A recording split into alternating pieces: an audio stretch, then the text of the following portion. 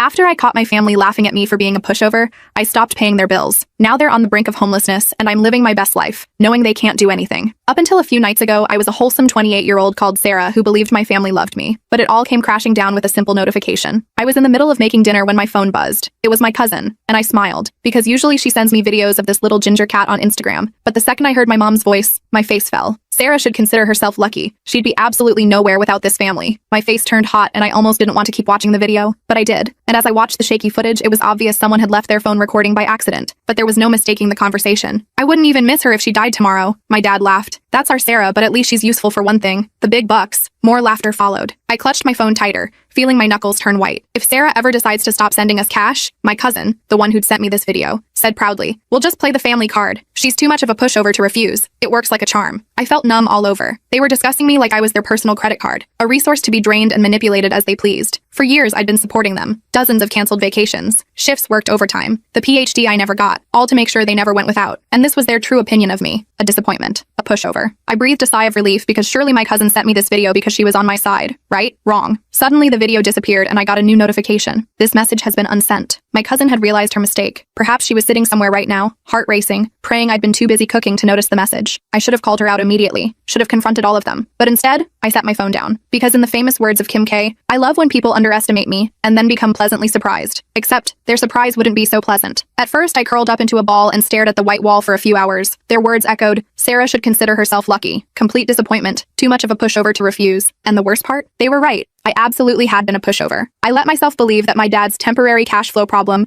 somehow lasted 5 years and resulted in me paying his mortgage for all 5 of those years. My brother's college expenses, which he abandoned after 2 semesters, leaving me with the debt. My mom's constant emergencies that mysteriously aligned with my paydays. The family vacations I funded but couldn't attend because I was working extra shifts to cover their expenses. I'd always done it without question because that's what family does, right? But that single video destroyed every illusion I'd carefully constructed to make myself feel better about being used. And now I had the upper hand because they thought they'd gotten away with it. And their next payment was due in a few days. But this time, things would be different. The following morning, everything felt off. The sunlight filtering through my blinds was the same. My coffee tasted normal, but I felt like I was watching my life from a distance. It was as if I'd been living in a hazy dream and had suddenly woken up to reality. My phone buzzed with a text from my mom. "Morning, honey. Just checking in. Hope you're well." I stared at her message. Too normal. She never texted just to check in. Had I really never noticed this pattern before? Sure enough, minutes later. "Oh, by the way, rent's due soon. Can you transfer it by Thursday? Love you, BTW." There it was, the familiar pattern, but I wasn't playing along anymore. The "love you" at the end felt especially hollow now, just another manipulation tactic. Muscle memory kicked in, and I started to type my usual, "of course," or "no problem" response, maybe even apologize for taking too long. But instead, I deleted everything and simply replied, "I can't this month." I set my phone down and waited, heart pounding in my chest. 4 simple words that I'd never dared to say before. 1 minute passed, then 2 more. "What do you mean you can't?" I could sense her frustration through the screen. I'd never refused before, not once in all these years. I didn't respond right away. I savored my coffee, letting her stew in uncertainty. More messages came flooding in. "Sarah, this is serious. We're counting on you. You know we don't have other options right now." Then my cousin chimed in. "Hey girl, your mom's freaking out. Everything okay?" I nearly laughed. Is everything okay? Everything was perfect, because I decided I deserved to take my life back. I took a deep breath and replied, "I have some unexpected expenses this month. Can't send anything." Followed by a shrug emoji. No lengthy explanation. No apology. The silence that followed told me everything I needed to know. For the first time in years, I'd said no, and they didn't know how to respond. My mom was obviously struggling to find the perfect manipulation tactic, but I, for one, wasn't having that problem. I knew exactly how I was going to get her. I knew all I had to do was play the long game. Finally, her response arrived. "Sarah, what do you mean unexpected expenses? What could possibly be more important than your family?" There was the guilt trip, their favorite strategy. I didn't reply. I set my phone down and went to make more coffee, giving her time to spiral further. Less than a minute later. "You know your brother can't cover rent on his own? If he gets evicted, that's on you." The brother card. Classic. They always knew exactly which buttons to push. But this time, something had changed within me. I felt nothing but a cold clarity. Then, "We raised you, Sarah. We took care of you when you had nothing. Is this how you repay us?" My jaw clenched as I gripped my phone tighter. When I had nothing, I never had their support. I put myself through college, working nights while studying days. I worked multiple jobs to escape their household. The moment I started earning decent money, they latched onto me like parasites. I had nothing because they took everything. They had rewritten history to make themselves the heroes of a story that never happened. My phone buzzed again. "Sarah, sweetie, don't do this. We're family. Your mom's just upset. You know how she gets. Just send the rent money and everything will be fine." Everything will be fine? For who? For them? While I continued to sacrifice my future? I set my phone down, my heart racing. I needed to breathe. I went to the kitchen, poured water, and stared at the wall clock. I could feel something shifting inside me. For years, I'd feared this moment. scared they'd hate me, abandon me if I ever stopped paying. But now I knew the truth. They never loved me. They loved what I provided, and now they'd show their true colors. Buzz. I picked up my phone with steady hands. A message from my dad. Sarah, I don't know what's gotten into you, but this is completely unacceptable. You're being selfish. This family needs you, and you're acting like some entitled brat. Grow up and do the right thing. There it was. The final mask slipping. No more fake sweetness or pretend concern, just demands. The facade had crumbled faster than I expected. As I stared at his words, another notification appeared. A voice message from my cousin. My hands trembled as I hesitated, thumb hovering over the play button. Something told me this would change everything. For a long moment, I just stared at that little play icon. My heart pounded. My cousin never sent voice messages. She typically delivered her passive-aggressive comments via text, with just enough artificial sweetness to trigger my guilt. Slowly, I pressed play. Her voice came through, sharp and irritated. Sarah, listen. I don't know what kind of game you think you're playing, but this isn't funny. Your mother is losing her mind. Your dad is furious, and honestly, I don't blame them. You've always been, well, a little ungrateful. But this is beyond selfish. My stomach tightened, but I forced myself to keep listening. You have a decent job, don't you? You make more than any of us. You don't even need that money. Meanwhile, your family is struggling. And what? You just wake up one day and decide you don't care anymore? A bitter laugh. You owe them, Sarah, after everything they've done for you, after all the sacrifices they made. They gave you life, and now you're just going to walk away, pretend they don't exist? What kind of daughter does that? She exhaled sharply, and I thought she was finished. But then, you know what? Her tone darkened. If you really want to be that kind of person, fine. But don't expect them to forgive you. Don't expect to come crawling back when you realize how much you need them. Because once you cross this line, there's no coming back. The message ended. Silence. I sat with my thumb hovering over the replay button. My ears rang and my hands felt numb. The audacity was almost impressive. Not a single word of concern for me, just anger that their financial support system was threatening to collapse. I should have felt scared or panicked. I should have been scrambling to fix things and apologize. But instead, I felt calm. More than calm, I felt liberated. She had just confirmed everything. They didn't love me. They didn't respect me. They didn't even see me as a person. I was just their ATM. And the moment I stopped dispensing cash, I became nothing to them. Well, maybe it was time to become nothing. My phone buzzed again with a message from my mom. Last chance, Sarah. Send the rent. I stared at the message for a long time. No, I love you. No, we're worried about you. Just a demand, naked and unadorned with any pretense of affection. Then, without hesitation, I blocked her. I blocked my dad. I blocked my cousin. Just like that, for the first time in years, I was free. Or so I thought, because the next day, my brother showed up at my door. The knock came at an ungodly hour, when the sun was barely peeking over the horizon. For a moment, I considered ignoring it. Maybe it was a neighbor or an early package delivery. Anything but what I knew it actually was. Another knock followed, louder and more insistent. The kind of knock that said the person wasn't going anywhere until they got what they wanted. I took a deep breath, braced myself, and opened the door. There stood my brother, his face contorted between anger and desperation. His clothes were wrinkled as if he'd slept in them. His eyes were bloodshot and wild. Are you serious, Sarah? His voice cut like a knife. What the hell is wrong with you? I kept my expression neutral. Good morning to you too. He scoffed, running fingers through his disheveled hair. Don't do that. Don't act like this isn't a big deal. You blocked everyone. Mom's freaking out. Dad's losing his mind. You're just, what? Cutting us off? Pretending we don't exist? I crossed my arms and leaned against the doorframe. I don't know, Tyler. Maybe I just got tired of being treated like an ATM. His jaw tightened. Oh my God. Not this again. Not this again? I laughed bitterly. I've been paying your rent for years. I've covered your utilities, your groceries, even your stupid streaming subscriptions. And the one time I say no,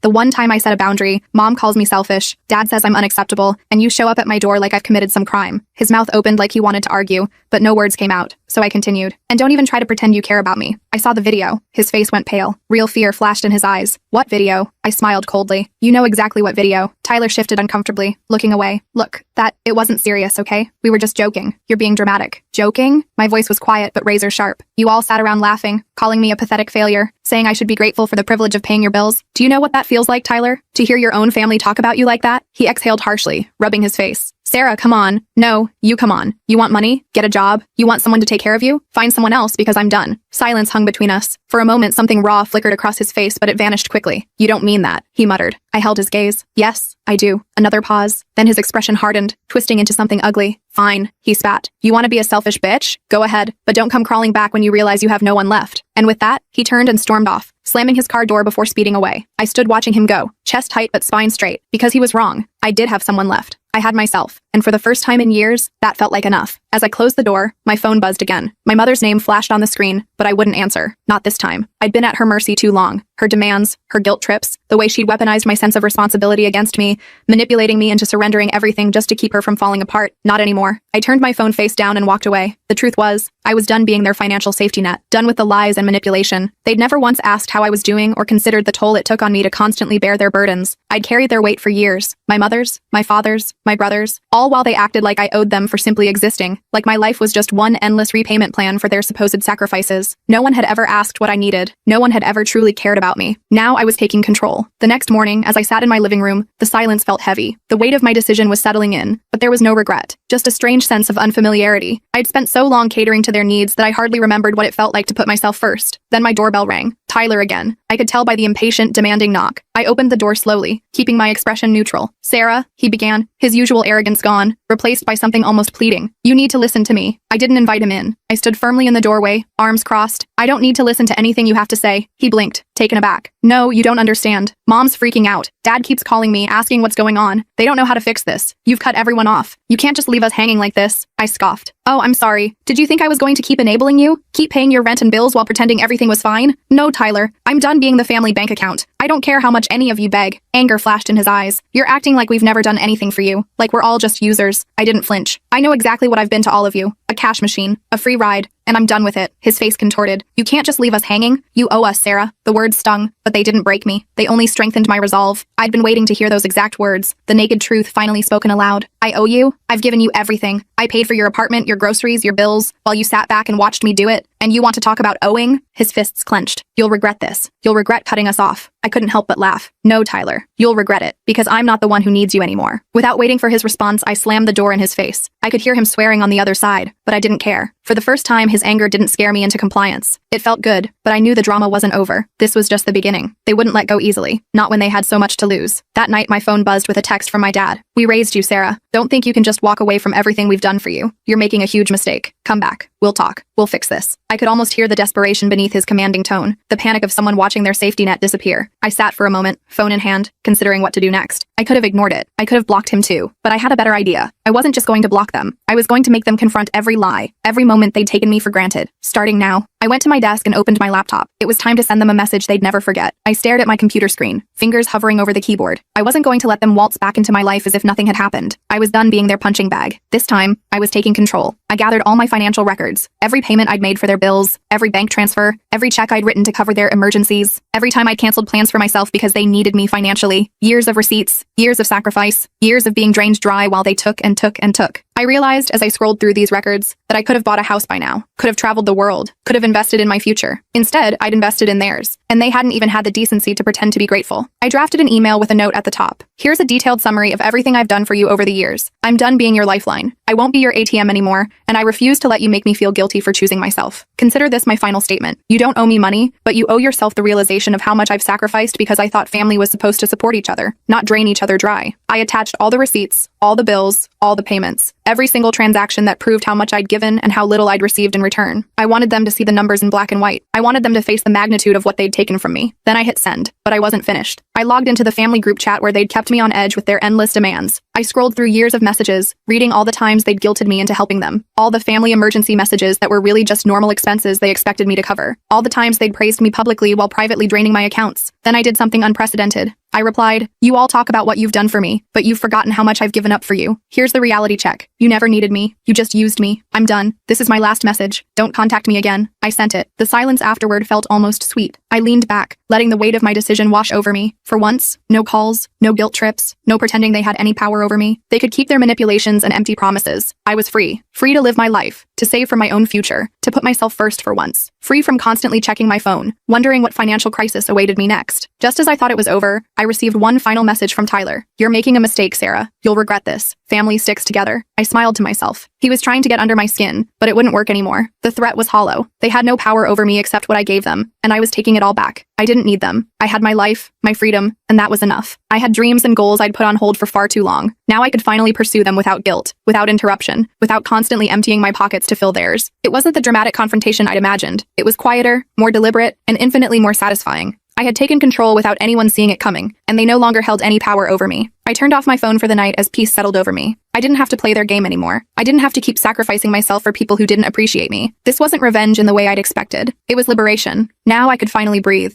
Now I could live for myself. And that was the sweetest victory of all.